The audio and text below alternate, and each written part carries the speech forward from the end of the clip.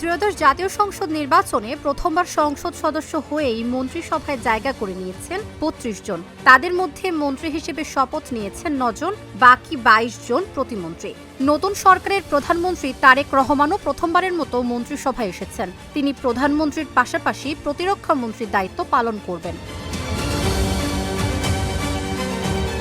MP নির্বাচিত হয়েই মন্ত্রী হয়েছেন দিনাজপুর ৬ আসনের ডাক্তার AZM জাহিদ হোসেন, ফেনী ৩ আসনের আব্দুল আওয়াল মিন্টু, সিলেট ১ আসনের খন্দকার আব্দুল মুক্তাদির, সিলেট ৪ আসনের আরিফুল হক চৌধুরী, মানিকগঞ্জ ৩ আসনের আফরোজা খানম রীতা, ঝিনাইদহ ১ আসনের মোহাম্মদ আসাদুজ্জামান, পার্বত্য রাঙ্গামাটির দীপেন দেওয়ান, টাঙ্গাইল ১ আসনের ফকির মাহবুব আনাম স্বপন ও ঢাকা ১০ আসনের শেখ রবিউল আলম।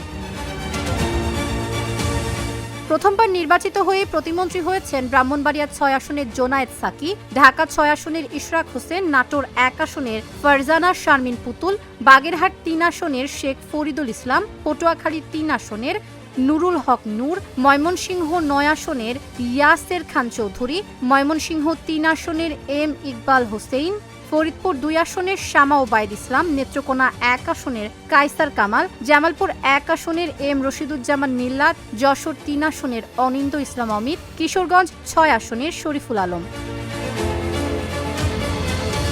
আরও রয়েছেন টাঙ্গাইল ৫ আসনের সুলতান সালাউদ্দিন টুকু, পঞ্চগড় ২ আসনের ফরহাদ হোসেন আজাদ, সিরাজগঞ্জ ৬ আসনের ডাক্তার MA মুহিত, পিরোজপুর ২ আসনের আহমদ সোহেল মঞ্জুর, ঢাকা ১৩ আসনের ববি হাজ্জাজ, চট্টগ্রাম ৫ আসনের মীর মোহাম্মদ হেলাল উদ্দিন, ঢাকা ৯ আসনের হাবিবুর রশিদ হাবিব, বরিশাল ৪ আসনের মোহাম্মদ রাজীব আহসান, জয়পুরহাট ২ আসনের মোহাম্মদ আব্দুল বারী ও বগুড়া ২ আসনের মীর শাহে আলম।